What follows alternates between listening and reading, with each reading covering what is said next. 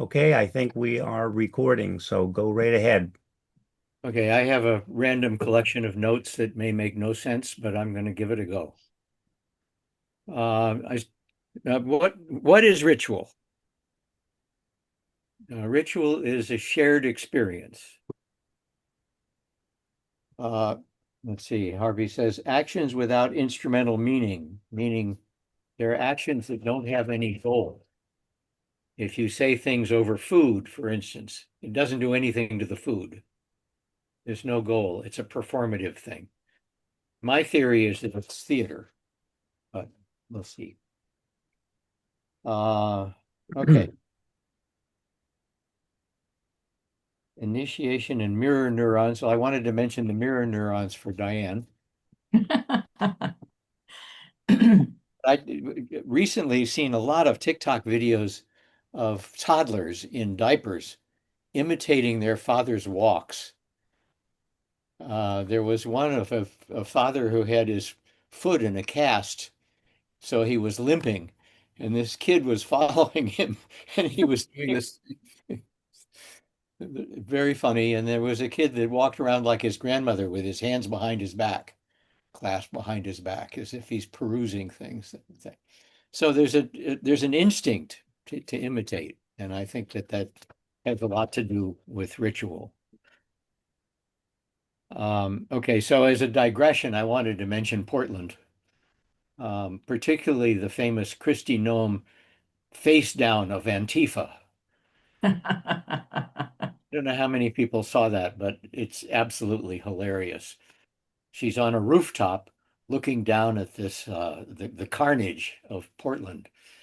And I guess unbeknownst to her, the camera panned down to the street where there was a very small collection of people, including a guy in a chicken suit. Absolutely wonderful humor as a counter to the misuse of ritual. And I think that this performance is a ritual that's taken on by the MAGA people to try and generate change in their audience.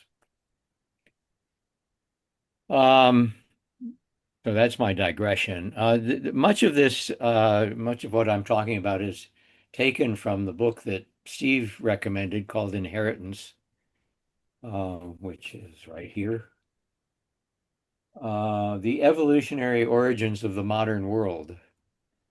Harvey Whitehouse is a anthropologist at Oxford, and he studies ritual. And I have to get a little background. I was part of a series of seminars at Çatalhöyük in central Turkey between 2009, 2011. And Harvey was a participant in those things. So I spent a fair amount of time chatting with him. I will also say that among the group of participants, there were two theologians. And I thought I would have nothing to say to a theologian, but there was only one person in the dining room for breakfast the first day, and he was a theologian from Berkeley, and I sat down with him and he became a close friend, which really surprised me because I didn't have any idea what theologians did. But he was an interesting contributor to it and actually invited me to lecture his graduate class in theology in Berkeley. Um, my feeling was that the book didn't contain much evolutionary theory. He kind of assumes that you're going to see a progression and and figure out that that it evolved. But social evolution is clearly an important factor in the history of these things. And my big takeaway from Harvey when I met him then, from his book Arguments and Icons, was that there are two kinds of religion. The first kind he called imagistic.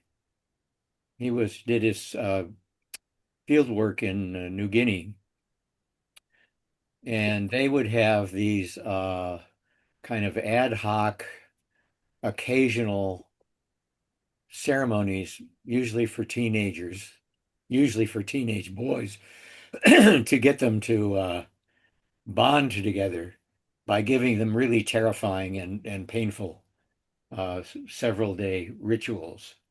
He called that imagistic. It's a high emotional impact, low frequency event that creates a kind of social solidarity among the people who participate. It can't be increased because if you weren't there, you weren't there, and you're never going to be there. So it's only a small group that can do this. What followed that, and what was interesting to me, because the subject of the seminars was what was the role of religion in the foundation of the city. And we're in a Neolithic site at Çatalhöyük, an agglomeration of little houses all crammed together. And I couldn't figure out what the transition from the Paleolithic hunter-gatherer societies where people are walking around following their food to what agriculture did to human society and what it did to religion. So I thought I had to study Paleolithic religion, what we know about it, what we can guess about it, in order to understand what happened when we got to cities and what he calls doctrinal religion, which is religions of the book, which is the opposite of imagistic. It's high emotional, sorry, high frequency, low emotional impact. So it's constant repetition of the scripture or the doctrine. And we know how that works. But it works for much larger groups. So there is a progression, a kind of evolution of how we organize things through ritual behavior. Okay, that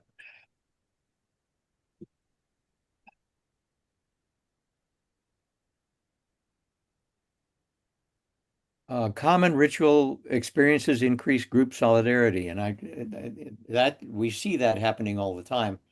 I would hazard a guess that reality TV,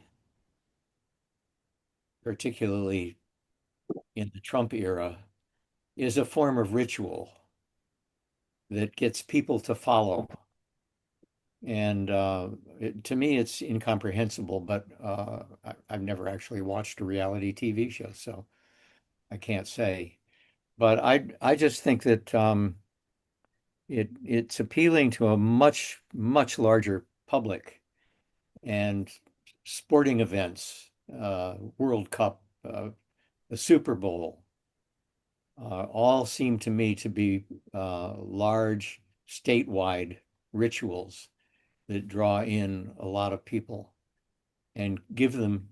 And what happens is that it creates a kind of group fusion identity with the group, as does the imagistic kind of ad Well, hoc religious Rob, experience. if you think about something like Super Bowl Sunday and millions of Americans watching that, is that imagistic or doctrinal? It's not doctrinal Oh, because, it's not doctrinal, and I think those are still imagistic, but oh, okay.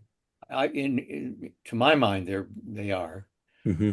But military training, on the other hand, is definitely imagistic because it's on the squad level. And Right. now I gather in the military that you train with the same squad all the way through your training and stay with the squad in when you're on active duty. When I did it, it was, basic training and then off to the next thing. Yeah.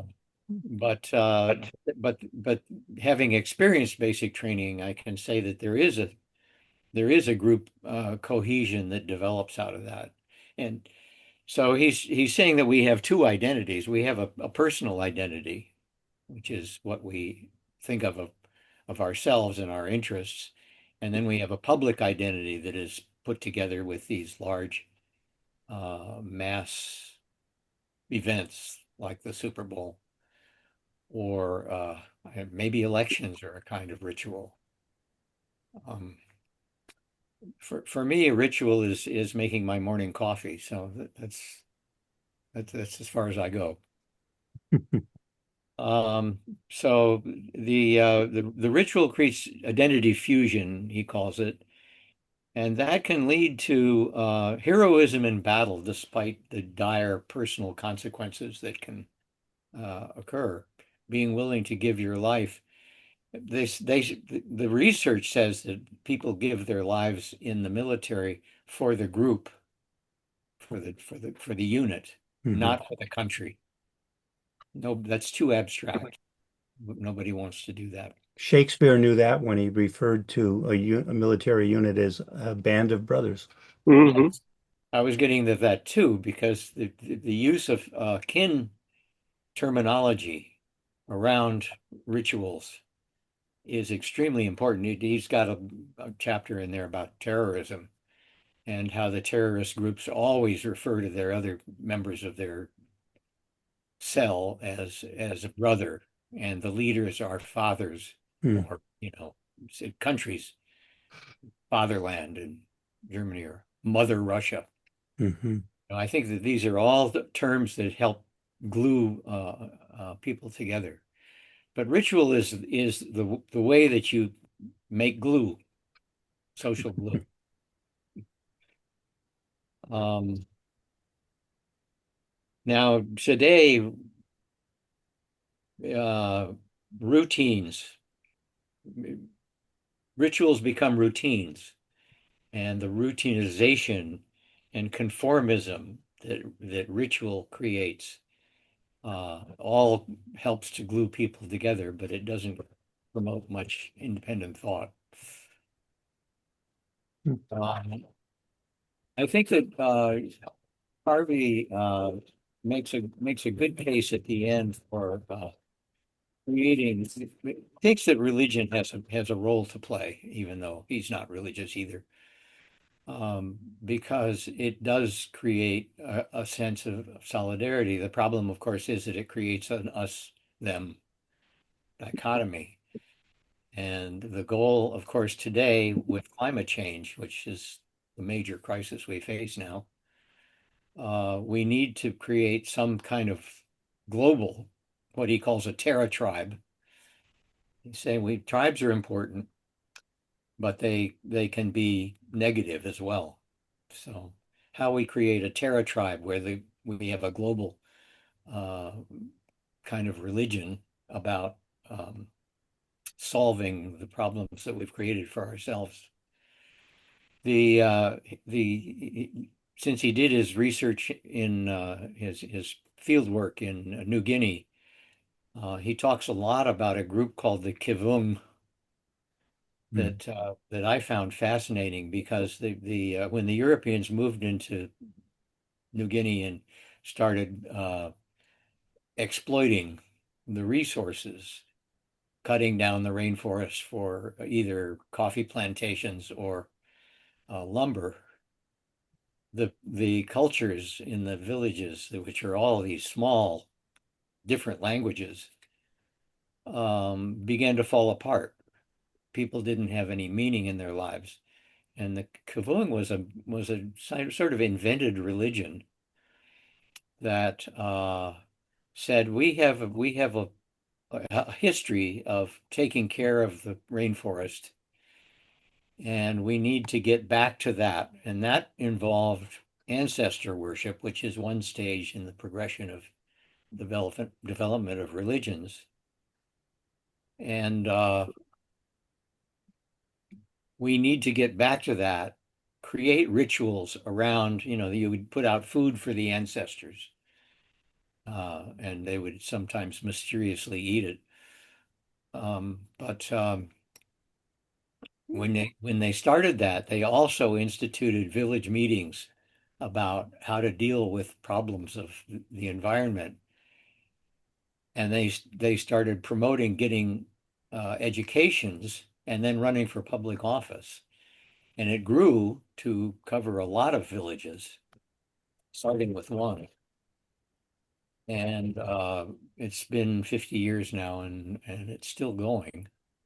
Rob, I have an anthropology question. Maybe you know the answer to, or other people will. When you mentioned we were talking about imagistic ritual, and the classic example of that are the initiation rites that would happen for early adolescent males in hunter-gatherer tribes, where they would go off into the hinterlands, and there would be trials and tribulations, often quite scary and or painful.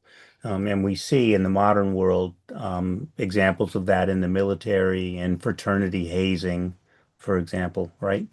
Um, but I'm wondering in the anthropological record, is there something similar for adolescent females that happens? Yeah, he mentions it, but it's not. They're usually first period ceremonies. Yes. They're much more. Does that create the same Genital level that mutilation.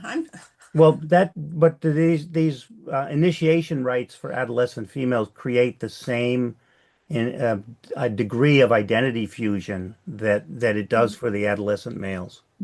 I think it's weaker I think because it's weaker. Yeah, Ken. pardon, Ken, I just jumped in. No, go right ahead, Diane. I'll just Uh, kick in. well, I was just because about. I think in most of these, let's call them tribes that have initiation rites for young teen boys, it's a group of boys that go through it at the same time, ordinarily speaking. Mhm. Whereas when you have timed a ritual to an individual girl's biological development, everybody goes through it alone. Mm. Except that there will be, I think, I'm really not sure about, I'm not an anthropologist, and so I'm not well read on this, but I think there is a sort of solidarity of the females in general, the mother and the aunts and the cousins and so forth, who have been through that first period, and they educate the girl into what happens. Okay. Yeah, Ken? well, yes. Well, this is entirely dependent on the different roles that men and women have been. Women have been pigeonholed into this what I call the nest minder role, and in that particular role, communication is very important. But there isn't coalition isn't absolutely necessary for success. Whereas in the male role, where combat is there, a strong coalition is extremely important. So that's Mhm. my guess as to why they're quite different. Makes sense. I Yeah, had another point, but I can't. What was it? we'll come back. Chris has her Come hand. back. The I was teenage gonna boys. say, I was just sorry. Sorry. Go ahead.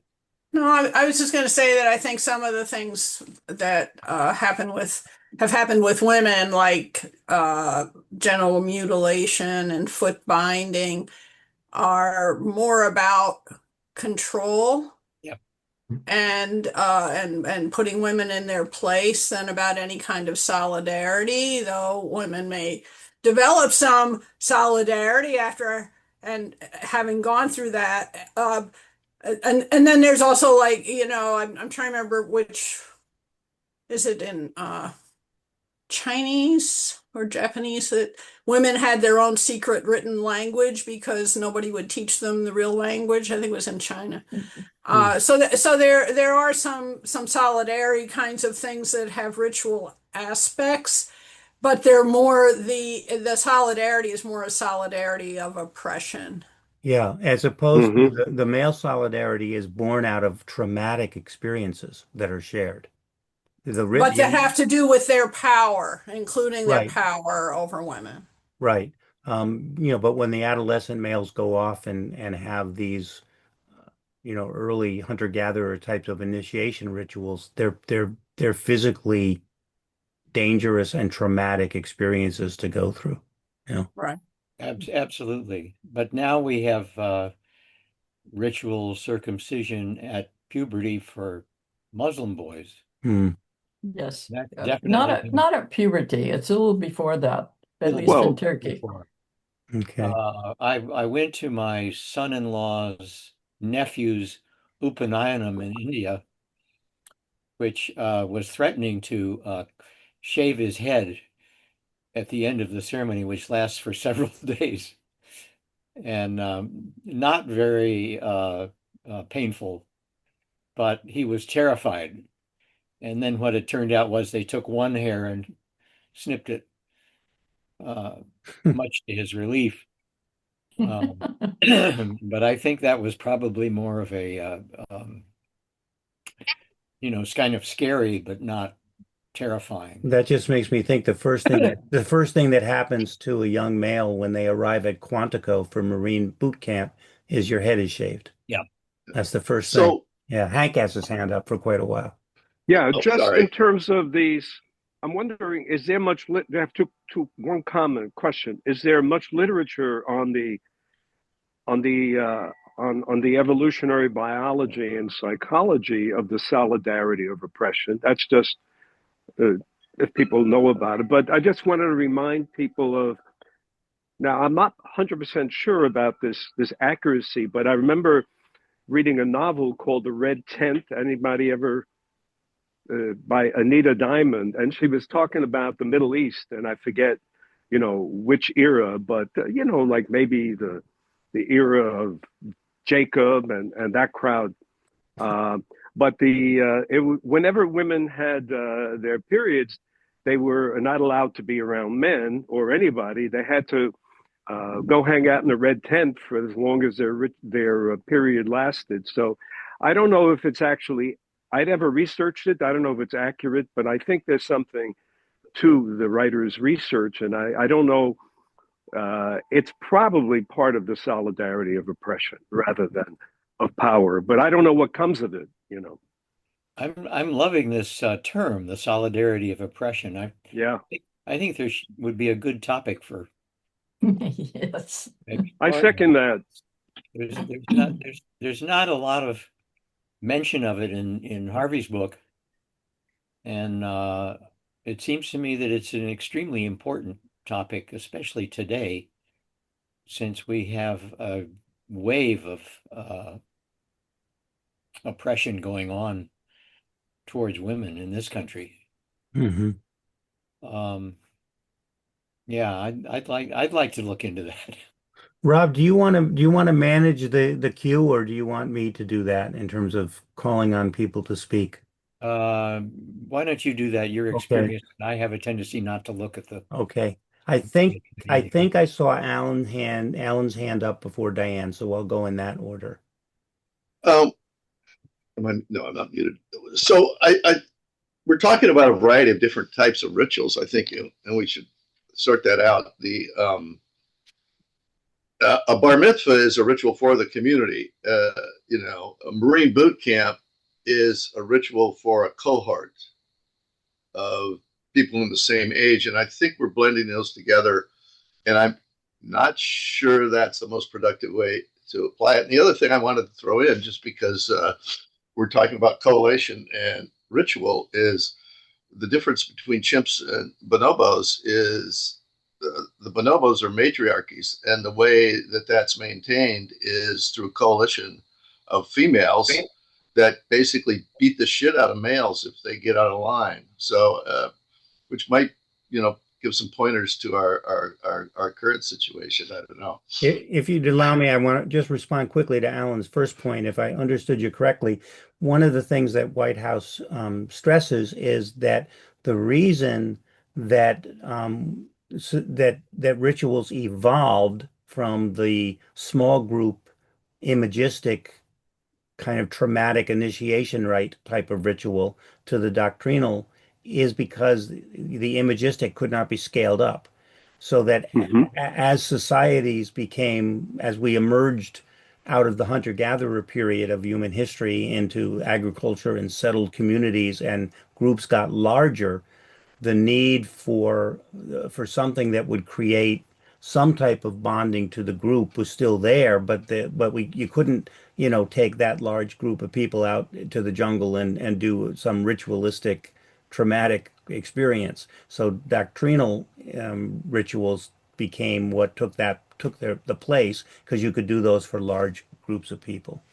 And the large groups of people that's where they create a social identity as opposed to a personal identity. The imagistic religious experience, the initiation ceremony, fuses the individual personality, the individual identity with the group. Whereas the doctrinal, where you repeat the scripture over and over and over again until it becomes, you're numb and it becomes normalized and automatic. And, and what's interesting in terms of the military use of the imagistic ritual is that so the identity one has with a nation coming primarily from doctrinal kinds of rituals is insufficient to make you willing to die. Yeah. So to make soldiers willing to die, you need to create that sense. You need to use the imagistic rituals that happen in basic training, etc., to create the identity fusion that these are my brothers. For those, you're willing to die. So that's why the military needs to do that. I suppose there are some individuals that, would die for their country without having gone through that. But I think most soldiers need that sense of brotherhood am I making sense how I'm describing this? Diane's been waiting patiently. Yeah. Yeah, well, let me just respond to this imagistic versus doctrinal dichotomy. I think it's not a dichotomy, it's more like a spectrum. And so some things are closer to one than the other, but maybe it would be useful to actually define what a ritual is.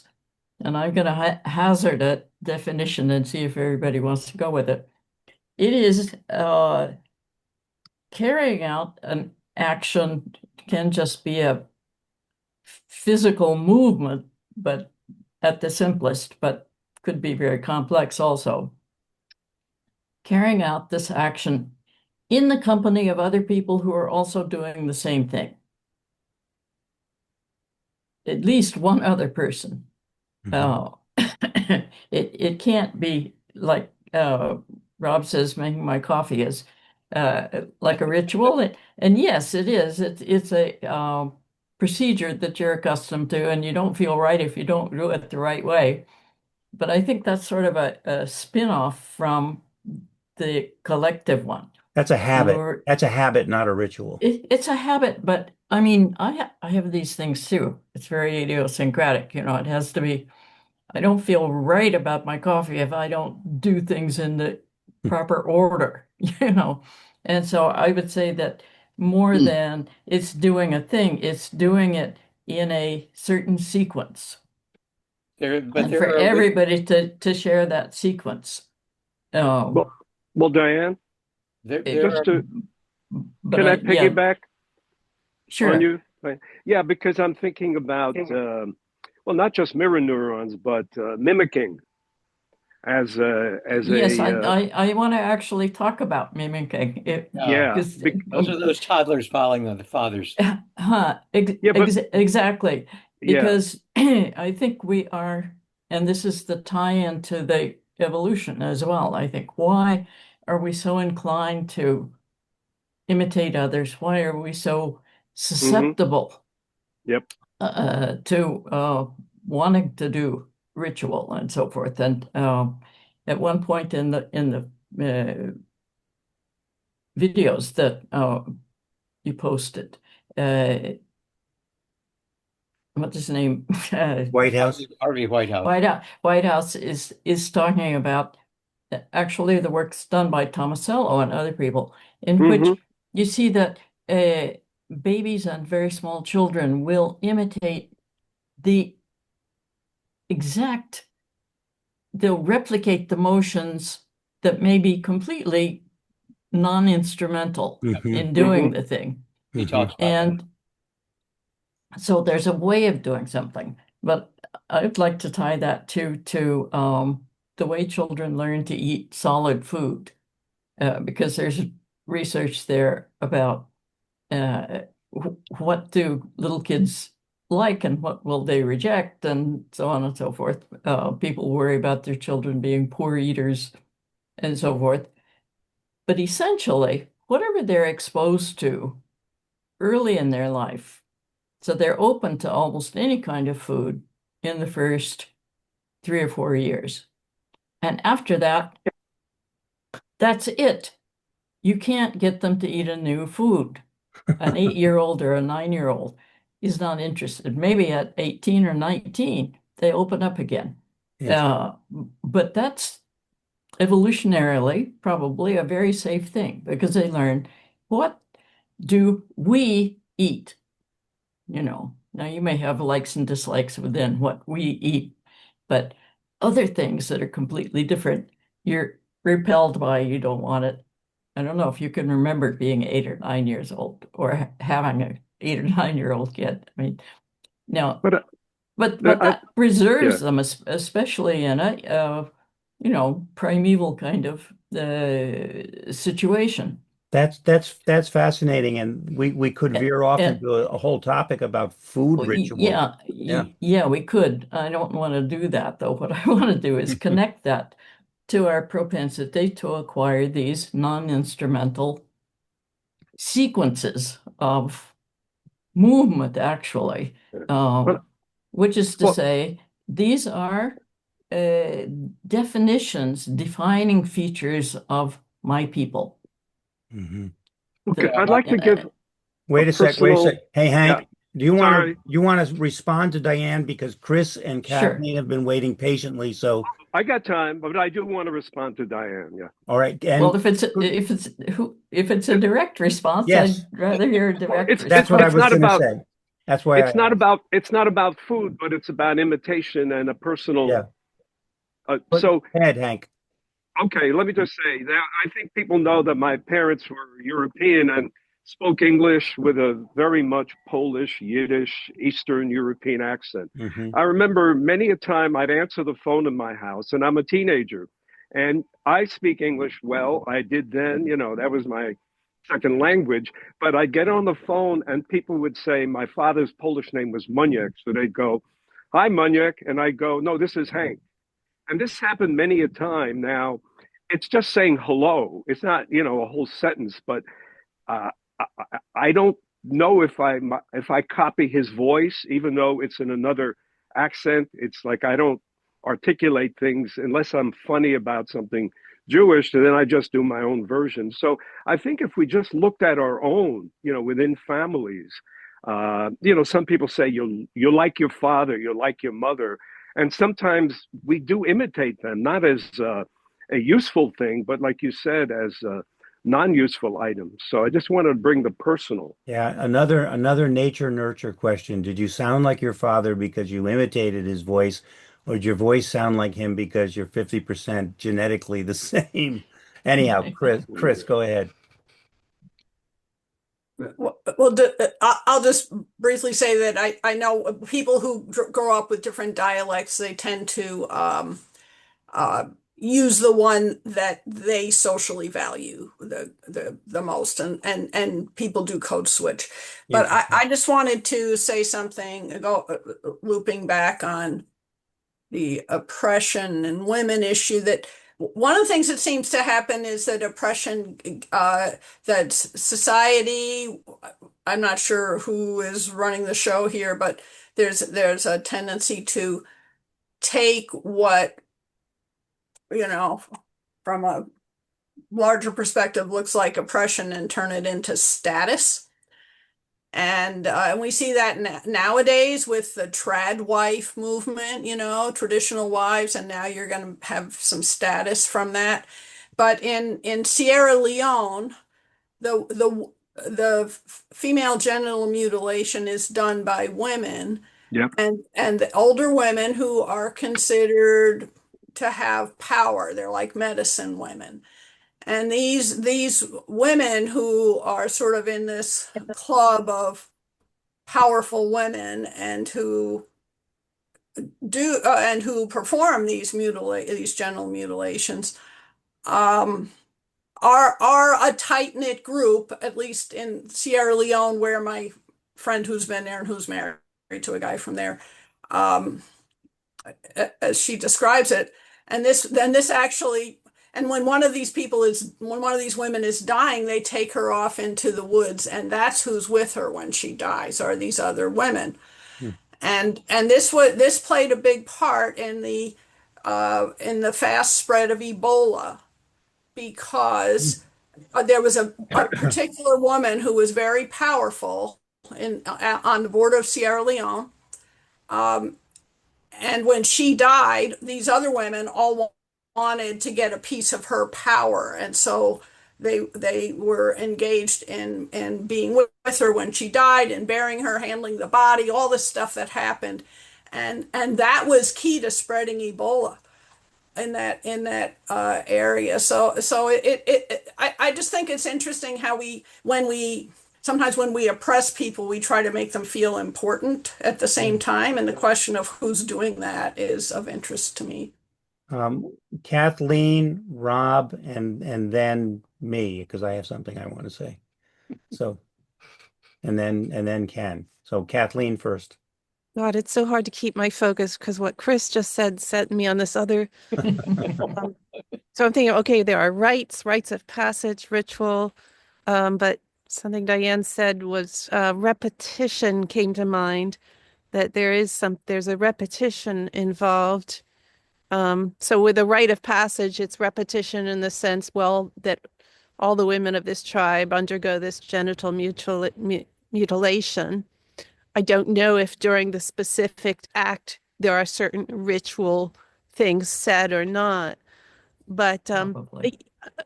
what Diane said, and I can't remember what, but I was reminded, when people with OCD are said to have rituals, Mhm.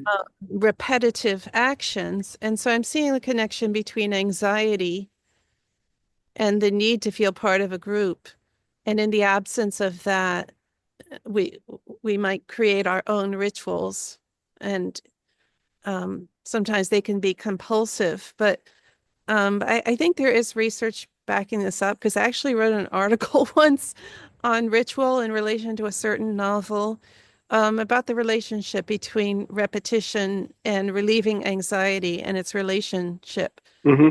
Yeah, Rit- Freud would talk about a Freudian interpretation of OCD. And by the way, in OCD literature, they use the term ritualistic behavior, right? That's the term that's Yeah. used. And Freud described it as binding anxiety. So that's a very psychoanalytic interpretation of the function of ritual in that disorder. I'm not sure that that's the current But consensus.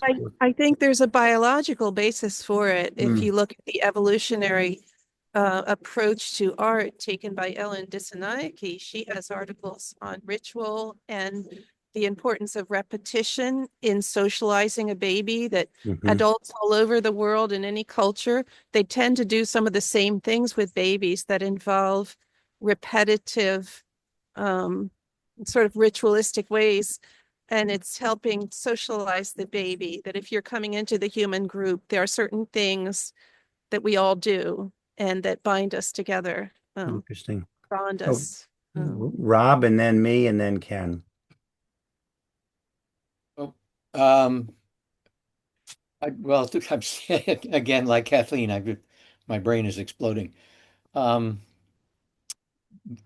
Rituals also involve repetitive behaviors that don't involve other people. There are people that touch the mezuzah on the door frame. There are Mm, people Oh, who but that all involves other kinds people. of little ritual actions that people take. And that's maybe the anxiety reducing, or keeping you in touch with some kind of social, imagined. yeah, Um, that makes sense. Yeah, yeah. yeah. But I want to emphasize that there's a difference between the imagistic, uh, sort of fear experience, which is embedded into episodic memory. It becomes an event that's part of your own identity. Hmm. And what happens when we have large states and invented writing, we could then have religions of the book, and we could bring lots of people into a ritual space, and there would be a hierarchy of people who were organizing the space and presenting the information and repeating the information. and embedding it in your brain, but it doesn't create the same kind of episodic memory effect that the imagistic event does. And I think Okay. that it's very different. It is weaker, but it becomes more routinized and habitual and less thought about. It's So, also doctrinal. so It the is. I have a comment and a question. The comment simply is and I think Rob touched on this in his opening remarks. We want to keep in mind that both of these types of ritual have the same function, which is to make the individual feel part of a larger group. The size of that group and the degree of fusion, if you will, may differ, but the function of ritual in terms of evolutionary psychology, as I understand Whitehouse's idea, is primarily to create a sense of I am part of this larger group. The question I have a question going back to Diane's comment about how children will imitate non-instrumental behavior. So if you're trying to put a block through a certain hole, and the experimenter in these experiments would maybe tap the block on the desk twice before putting it through the hole, which you don't need to do to get it through the hole. Young children will tap it twice as well. So the question I have is sort of a primatology question. So do chimps do that as well? Will chimps imitate non-instrumental behavior, or other organisms, other animals that do imitative behavior? Are we the only species that will imitate the non-instrumental part of it, or do other species do that as well, including other primates? Does anybody know the answer? I'm just curious. I think Whitehorse talked about that in one of the videos. Okay, I don't recall. I didn't Yeah, watch them. I'm trying to fish it out of the air myself. But Okay. But it would be interesting if imitating non-instrumental, irrelevant behavior is unique to our species. It seems like Kathy and Scott maybe want to respond directly to my question, and then I'll go to Ken and Alan. Kathy? Um, yeah, I think Harvey says that chimps will not do something that is non-instrumental. Okay. So that'd be Is really that what unique. you saw also, Scott, or was that what you were going to say? Well, I was going to bring in a cetacean, I guess, thing, where there was a documented there was a diver outside of a tank or somehow blowing bubbles, and the this dolphin came up and started blowing his own bubbles and actually making a noise that was similar to the sound of the air through the diver's apparatus. And Interesting. another one, there was a guy that was smoking a cigarette outside, and this little calf went and nursed from its mother, and then came over and blew the milk out. Apparently, in response to seeing or mimicking this guy blowing smoke from a cigarette. That's how it was. That's sort of related, but it's not exactly what I'm asking, because other animals may imitate, but I'm thinking more of an instrumental task that needs to be accomplished. Oh, right. So that it's irrelevant to getting the goal-directed behavior accomplished, and humans will imitate that. And it's just fascinating to me if there's not a lot of things that are unique to our species. And if that's unique to our species, it would be quite interesting. So I've lost the cue here. I think it's Alan oh, is it Ken and Alan? who's Ken first? Yeah. Ken and Alan. You're muted, Ken. Okay, first of all, I happen to be a rather quick typist. So I asked Google AI if chimpanzees uh, imitate non-instrumental behavior, and the answer is yes. Ah, And especially a long-term study conducted by Utrecht University and some wildlife orphanage that I can't pronounce. Julie started putting a blade of grass in her ear, and the behavior soon spread to other chimpanzees. Uh, okay. Interesting. the system was copied by newcomers, blah, blah, blah, blah, and several other instances. So apparently they do that. It would certainly make sense for social species like other primates to do something like that more Yes, So than have social. jumping in, those Japanese monkeys also do that. There's a tribe of them that started with one animal dipping its yam piece into water and then eating it, and then all of them took it up. okay, food Okay. rituals in other Well, primates. let me get to the question I wanted to ask is just getting back to, we've defined ritual as all people essentially doing the same thing for a period of time. But my understanding is that a fair amount of religious ritual involves activity by one or a few people with a lot of relatively pass, pacific group sitting watching. For example, I'm thinking back to my youth in Roman Catholic Church, in which the congregation did relatively little. They stood up and kneeled down a bit, and I think they repeated Kyrie eleison once or twice. And other than that, they shut up and listened. Is that considered, what is ritual? Is ritual what they're doing, what the clergy is doing, or not at all? Or Both, I would say. The whole thing. Yeah, whole thing. Rob, did the you want to ritual? respond to Ken directly? Yeah, I think it's important to realize that ritual takes place both individually. The monk in his cell is reciting prayers. He's silent reading was invented by monks because otherwise it was too noisy. Um, and so there's lots of individual ritual that takes place that is determined by the group.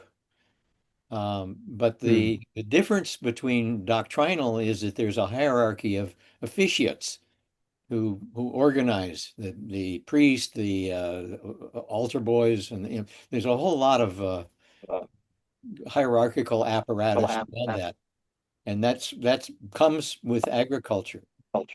And there is one other point I wanted to make, which is that the two most important factors in large states, in the development of large states, are agriculture, first of all, which created surplus, which allowed for more population, and war, particularly military technology, turned out to be a major factor in the development of large states. We did a session a number of months ago on synchrony. Yeah. And it seems to me that synchrony has an important role in ritual. Often, a large group of people doing the same thing at the same time. For whatever reason, I just thought of singing "Take Me Out to the Ball Game" in the middle of the seventh inning in a baseball stadium, with 40,000 other people.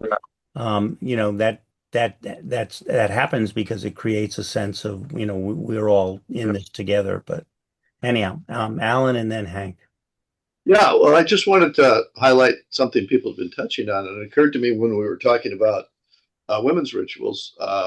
Making tamales is a big one around the holidays in my part of the world. And it's a touchstone through the generations, right? So, I mean, people have mentioned this in passing, but I wanted to kind of highlight I'm going to church like my grandparents went to church, like my great grandparents went to church. That thread. So even a solitary act is in the context of monk in a cell, hundreds of years of monastic tradition, for example. That intergenerational aspect is really interesting, Alan. I hadn't thought about that before your comment, but if what ritual does is make you feel part of a group, it obviously can make you feel part of a group of current people, right? But it can also make you feel part of the ancestral group, going back, of course. Yeah. Hank? Oh, here's another personal example about what I'll call the mimicking or imitating. As a kid, I went to a religious school, a yeshiva, and it's about prayer. So when the young boys are with the grown men, and we had to do this every day when I went to school in the morning. And if you ever seen Jewish people praying at the Western Wall, they're always kind of davening, they like have a ritual of shaking back and forth. And I was wondering if that was, I mean, I'm not a particular believer in prayer, even though I value prayer as a way of calming, but I'm not sure. For me, it's not instrumental. That's all I'll say. So I'm just wondering, we were taught somehow that prayer was instrumental, and part of it was like this moving back and forth. Okay. So I'm getting a little older, and we have in the yeshiva we had daytime 4 hours of Hebrew studies and 4 or 5 hours of English studies. So one day I'm in the 7th grade, I'm ready to recite something, maybe a poem or something that the teacher wanted us to. And the guy said to me, he goes, you know, you're not davening, you're shaking back and forth. And so it was clearly not instrumental for that purpose to get me somewhere or to look good or do my text. So for me, I did something, even though I never really believed in this instrumental function of prayer, even as a little guy. Well, even if you just even if you did, Hank, even if you believed in the instrumental function of prayer, what's more interesting is that you also or those folks at the Western Wall believe in the instrumental value of the rocking back and forth. yes, So that seems sort of like going back to my description of knocking the block on the desk twice before putting it through the hole. The rocking is sort of akin to the knocking it on the desk part. yep, You know, you would think the prayer would be the instrumental part, and the bodily movements would be something not really instrumentally related that somehow got added on to it, I guess. yep. Okay. I just was thinking of the correlation between magic and non-instrumental behavior. Mm, Well, Rob, you want to say more about that, and then we'll go to Diane, has her hand up. Well, it seems that the ritual incantations and the gestures involved in Mm, what was once thought to be a performative instrumental piece of activity like prayer hmm um, it involved a lot of repetitive secret gestures, That's yeah. secret handshakes and hmm masons and so on. hmm Diane? Yeah, we were talking about whether you have to be with somebody else or not. Uh, a lot of religious rituals in particular are carried out alone, but they nevertheless make you feel in solidarity with your group. So prayer would probably be one of those things. Even if you pray alone, you know that you're praying as a whatever you are, as a Catholic or a Buddhist or whatever you might be. hmm Fasting. I was talking about the idea that it might be a continuum between imagistic and doctrinal. Fasting mm, is prescribed by doctrine, but it's also pretty hard to do. Mm, Like in the Jewish religion, I think there's Yom Kippur, which has a 24-hour yeah. complete fast, which Well, is Diane, something you just to add, can. we've got about 25 fast days. I remember that as a kid. So it's not just one big one.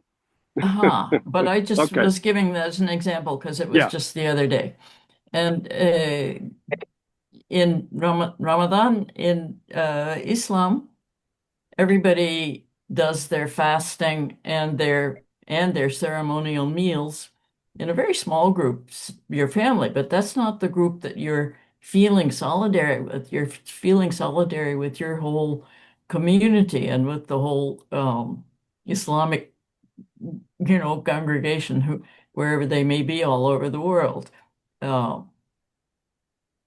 we- and we- it's difficult yeah. to go from sun up to sundown without food or drink or whatever.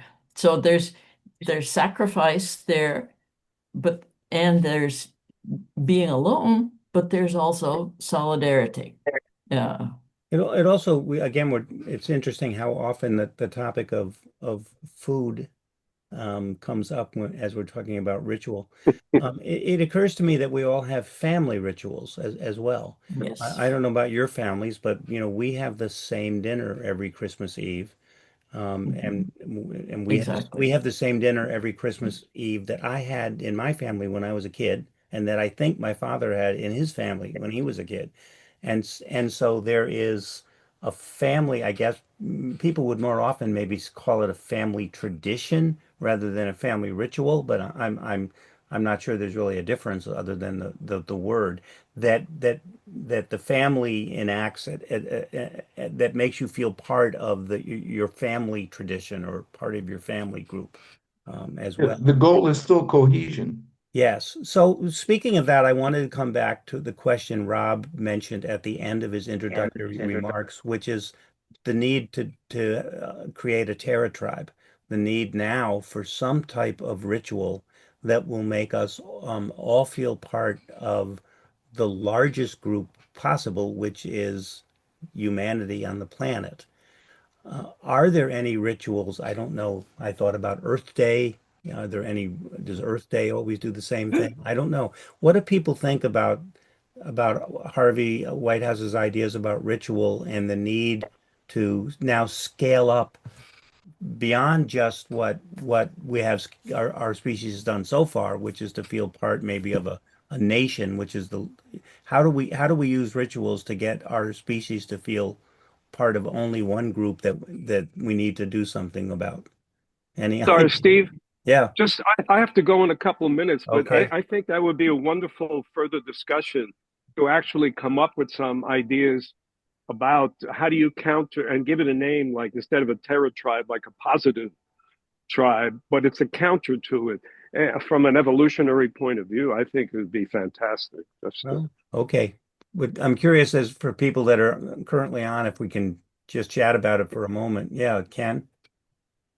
Well, he calls it, I believe, he calls it an imagistic pathway to fusion. And that would suggest that an imagistic ritual would be more valuable than a doctrinal one, I would How do we think. do that for everyone on the planet?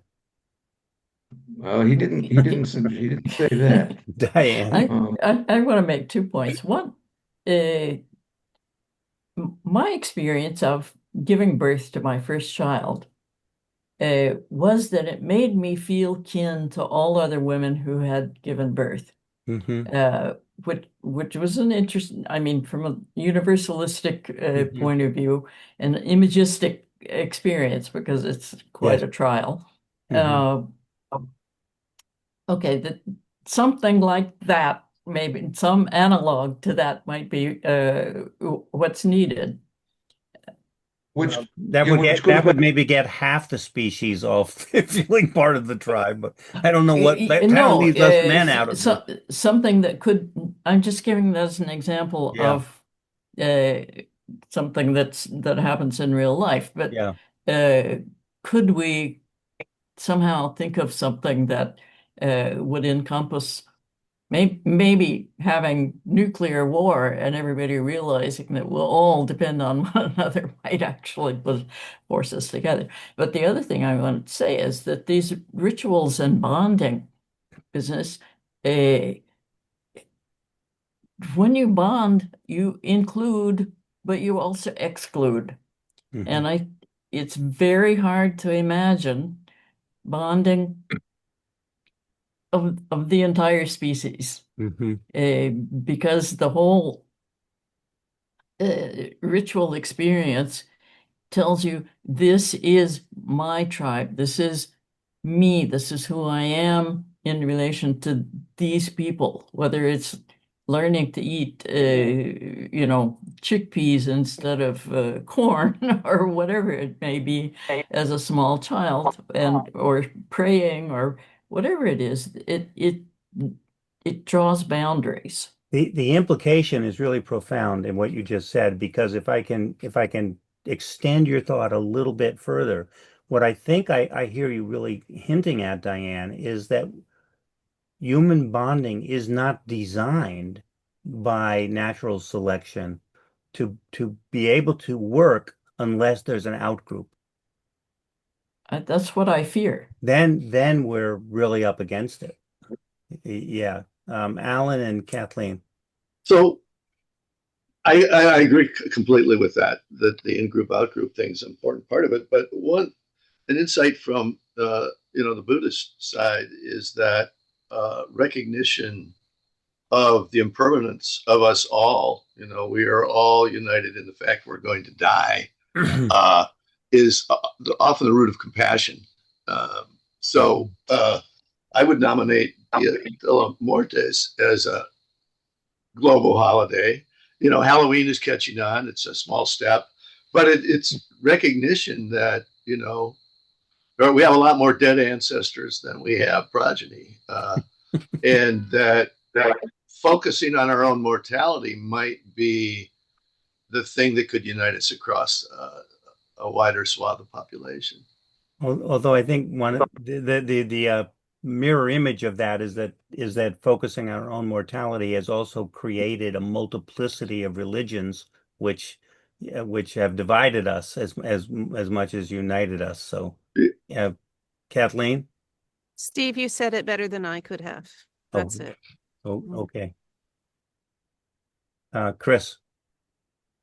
Yeah, I don't think we should so readily dismiss uniting half the world's population. I agree. because I think there's a history of women, mothers of soldiers who were at war with each other, finding common purpose. And I mean, if you could get one person in each family group on board, you'd have a lot of power. Yeah, I often wondered why it was not parents against drunk driving. Why is it just mothers against? Where are the fathers? They were the drunk ones. All right, case made. Other comments? If I could Yeah. just bring in last month's discussion of awe, and that is that I'm assuming that many rituals, the result or the desirous result of the issue of the ritual is to Yes. create the emotion of awe in which the human being feels less and feels and the needs to sacrifice for the etc. Just thought I'd bring that in. Yeah. Chad, I'll hear you. I want to mention Charlie Kirk's funeral as a kind of ritual bonding experience for a lot of people. Yes. Be careful what you say, Rob. This is being recorded. I don't care. I'm kidding. No, I'm serious. I think these kinds of things, are the negative polarity of what ritual is. Yes. One comment about the book, Harvey Whitehouse's book, Inheritance. Rob mentioned at the beginning that he didn't think it had a lot of evolutionary psychology in it. I'm not sure I agree with that, but I think one particular aspect of that book had a lot, and that's a chapter on what Whitehouse calls wild religion. And I might want to do a session specifically on that. And essentially what it boils down to is Whitehouse's ideas on how certain cognitive tendencies that human beings have, that were hardwired to have because they were adaptive, have sort of led us to develop religious beliefs. The one that most people are familiar with is the hyperactive agency detection device, that idea, that In my notes. Yes, that we're prone to see intentionality because it would be adaptive to see intentionality. But there are a whole list there's a whole list of other ones that Whitehouse has. And I would be interested in leading a session on that sometime if people would have some interest in that. I found it the most fascinating part of the book for me was his section on wild religion. But so I'll throw that Yes. into our list. I think what I'd like everybody to do, if you are, I know we talked about this at the beginning, but I didn't take notes. So if you are interested in doing a session and next month, the month after, or whatever, message me on Hilo. Tell me the topic and the month, send me the resources, and I'll take care of doing all of the posting and everything on Hilo. So Alan, Diane, anybody else want to do something, can just message me, and I'll try to put together a schedule for the next couple of months of topics and who's going to do what, if that's okay with everybody. Yeah. Yes. Kathleen was in there too. Say that again. And Kathleen. Kathleen's left, but I'll get into, Yeah. I'll remind her to do that as well. Kathleen's talk, I think, will be really interesting because she is a professor in the humanities, I believe a professor of French, and French literature in particular. And I think, and she's at Vassar, I believe. And I think she has talked with us in the past about encountering some hostility in floating the idea that people may have a human nature rather than just be blanks, maybe just be blank slates. It's astounding that that would be a controversial claim, but at any rate, we sort of feel like maybe we've naturally wound down here. Does anybody have any other thoughts for the good of the order? Well, Rob, thank you for leading this. It's an interesting topic, and as I go about the rest of my week, I think I'm gonna be noticing rituals every place I go, including when I make my morning coffee too, Diane. Yes. So, thank you, everybody. All right, Bye-bye. take care.